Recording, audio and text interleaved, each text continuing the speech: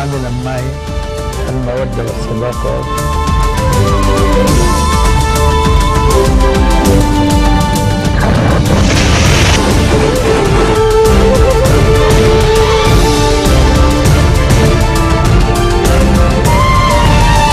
Good afternoon, you're watching the English newscast on Future Television. I'm Yumna Naufal and these are today's top stories. Minister for the Displaced, Salah Aslan, stresses the 1960 electoral law does not provide just representation for the Druze community. The powerful Syrian extremist group makes rapid gains against more moderate factions in northern Hama and southern Idlib provinces in recent days. And U.S. President Donald Trump predicts an eventual legal victory in the U.S. Supreme Court after suffering defeat when a federal appealed his court and refused to reinstate the travel ban.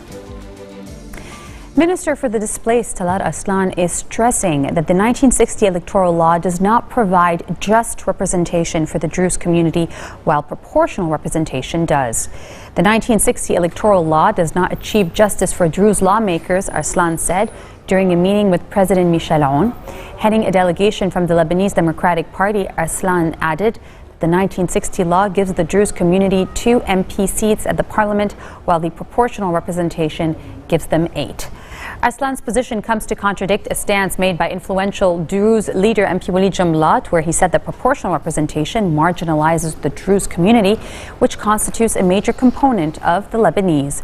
While the Future movement had previously rejected that the electoral law be fully based on proportional representation, arguing that Hezbollah's arms would prevent serious competition in the party's strongholds, Jumblat has totally rejected proportional representation, even within a hybrid law, warning that it would marginalize the minority Druze community. Lebanon's former Prime Minister Najib Mikati is reiterating calls to adopt a proportional electoral system based on large constituencies. Mikati said in a news conference that the Lebanese are waiting for a new vote law that revamps state authority and motivates the youth to get involved.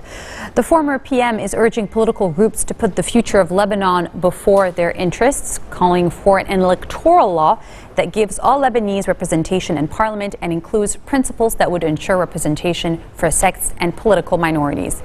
Mikati had proposed an electoral draft law in 2012 based on representation that would divide the country into 13 districts. Then Prime Minister Mikati's cabinet referred the draft law to parliament, but it was not passed. However, the Premier's proposal is back in the spotlight as political groups remain sharply divided over the new voting system to govern upcoming elections. Sifid is a solo show by multimedia artist Hadi C, which surveys the role of capital in society and politics. Held at the Saleh Barakat Gallery, the show centers on the $0, a reconstruction of the currency note that conditions everything in our lives.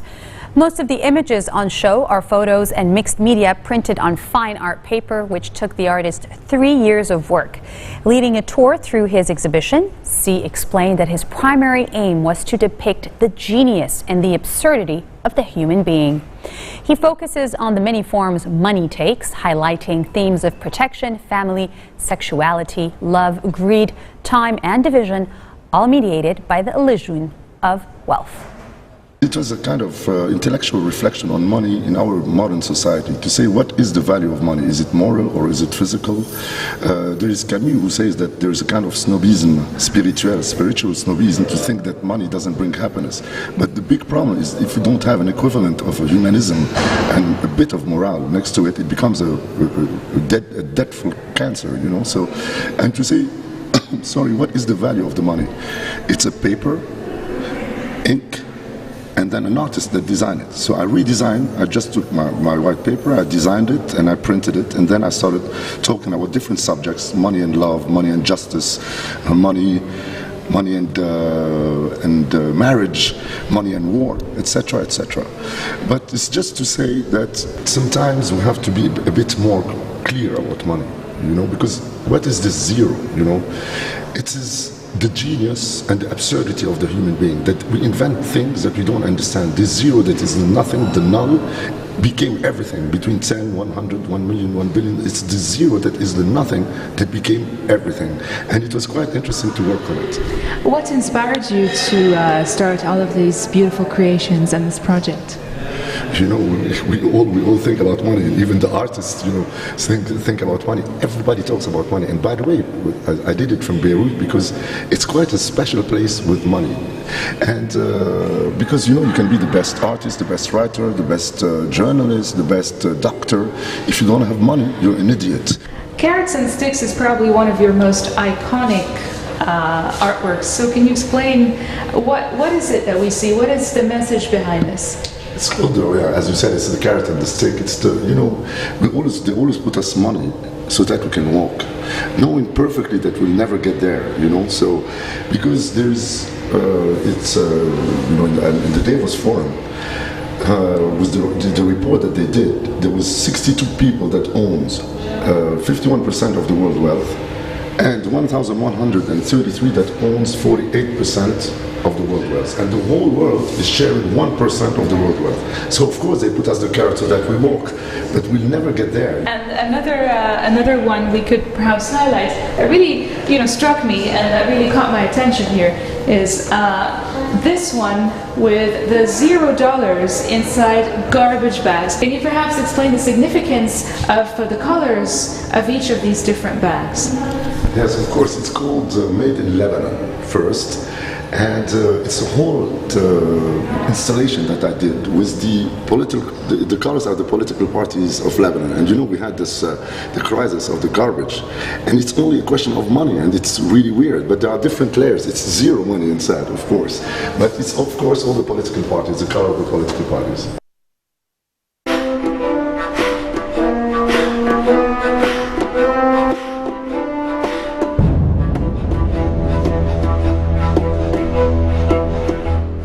A powerful Syrian extremist group is making rapid gains against more moderate factions in northern Hama and southern Idlib provinces in recent days, according to the Syrian Observatory for Human Rights. Jund al-Aqsa, which has had links with the former al-Qaeda branch in Syria this week, captured weapons and bases from groups operating under the Free Syrian Army banner and has detained dozens of rebel fighters. The advance of Jund al-Aqsa is another blow for foreign-backed rebel groups, which have suffered defeats against Syrian government forces and been under attack by extremist fighters in the west of the country in the last few months. U.S. President Donald Trump is predicting an eventual legal victory in the U.S. Supreme Court after suffering defeat when a federal appeals court refused to reinstate the temporary travel ban he had ordered on people from 7 Muslim-majority countries. A 3-judge panel on the 9th U.S. Circuit Court of Appeals unanimously ruled that the Trump administration failed to offer any evidence that national security concerns justified the ban he launched with an executive order on January 27. The Justice Department, which spoke for the government at oral argument, said it was reviewing the decision and considering its options. The states of Washington and Minnesota challenged the order, which had sparked protests and chaos at U.S. and overseas airports on the weekend after it was issued. Coming up next, we speak with Dr. Rula Farah about the Chance Association Theater. Stay with us. We'll be right back.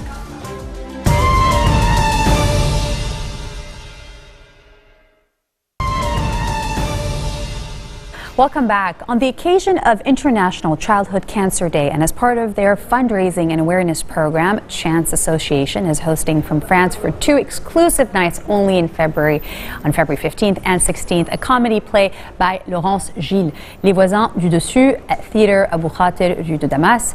After a smashing success in Paris, the troupe will be in Lebanon for 2 special nights. Dr. Rula Farah is here to tell us more about it. She is the Chance Association president and was one of the recipients in Liverpool, England this past June of the International Fellowship Award for Pediatric Brain Tumors.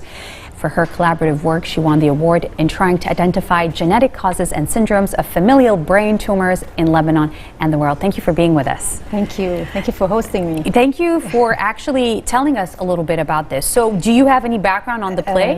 On the play, yes. It's a very nice play because I've seen it in Paris before having it come here. It's about neighbors that you don't choose your neighbors. Neighbors are like family, you don't choose them. And it's just funny situations where a young couple is trying to have children and they just moved to a new apartment and they get very eccentric neighbors who keep on interfering in their life, and just a couple of neighbors who are very special.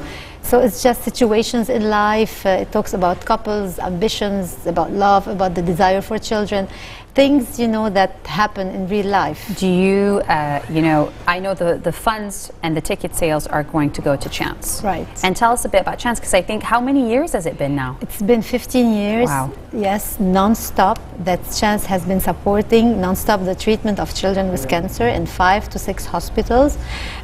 We have covered so far the treatment of chemotherapy and radiation for about 500 children and covered about 10,000 hospital admissions. It all relies on volunteering, donations and events. That's why we encourage everybody who wants to help to try to not to miss the and you do a couple of events a year as well. Yes, it's not just we one do event. A few, and you actually you were master of ceremony in one of our events. Yes, at one of the events back in amazing. August. In August, you did an amazing job. Thank you. But let's keep it back on you here. So the event is on the occasion of the International Childhood Cancer Day. It's an international day that has been actually declared by the International Association Childhood Cancer International, which is an international organization that has 189 other smaller organizations from 95 countries who are representing parents of children with cancer, who are the voice of these children, and who actually represent all their rights and work for them to receive adequate treatment. So our main goal is to have every child receive proper treatment and give him a chance of cure. As you know, 80% of childhood cancers are curable. And the battle that we fight is definitely worth it, because it is a battle where we have an 80 to 90% chance of winning, which is a pretty good number. Because I call it the curing childhood cancer is a miracle of modern days. If you think about 1920, which is less than 100 years ago, the cure rates for leukemia were only 20%, and now in 2017, the cure rates for leukemia, certain types, are 90%. So Chance Association has been focusing on this mission for 15 years, increasing awareness. That's why my presence here is very important, to have all the people who listen to us and everybody in Lebanon think for a moment about these children, about what they go through in the hospital, about the long treatments, about the families which How can stay people with get them all involved? the How can time. people help? They can volunteer by calling us at 70812259. We are in need of volunteers in every specialty. They can come to our events. They can follow us on Facebook and Instagram. Like Les Voisins du Dessus, which we're seeing now. Is a comedy. It's funny because we took the theme this year, let's love to be cured. And we can't underestimate the power of positivity and the power of smiling and the power of laughing in reaching a cure. So we took this theme, and that's why we chose to have a play, just to change from dinners and parties. It gives a little cultural touch, a little bit. And the fact that you've seen the play also helps. I've seen it, definitely. I've seen it in Paris, and I've seen it in Paris in a very special day in Paris where all the tragic events were happening. It was on that particular day, and the actors were so kind enough to show us the way out of the theater. Because initially I thought it was not real what was happening in Paris. I thought it was a joke, and in fact it was a reality. And so this play is very particular because it talks about the desire to have children. It talks about neighbors. It's funny. It's entertaining. The actors are excellent. Where can they get the tickets? The tickets are sold at Librairie Antoine, all branches. Okay. And also with Chance volunteers, and by calling 70812259. It's a beautiful play. I encourage everybody to be part of this. I won't call it celebrating International Childhood Cancer Day, because it's not really a celebration, but it's a thought that we give to these children, just a happy, I would say, a happy positive thought, that a wave that we send to these children. Different positive vibes to send them. Thank you so much for being with us. So on February 15th and 16th, for 2 exclusive nights only, you get to see this play. Tickets are available at Librairie Antoine. You can also check Chance Association's Facebook page. And on that note, we thank you so much for being here. And remind people of our headlines. Thank you. The Minister for the Displaced, Talal Abslan, stresses that the 1960 electoral law does not provide just representation for the Druze community, while proportional representation does. A powerful Syrian extremist group makes rapid gains against more moderate factions in northern Hama in recent days. And U.S. President Donald Trump predicts an eventual legal victory in the U.S. Supreme Court after suffering defeat when a federal appeals court refuses to reinstate his travel ban. Those are your Friday headlines live on Future Television. Thanks again for watching. I'm Yumna Naufal signing off. Have a good weekend. حاملا معي المودة والصداقة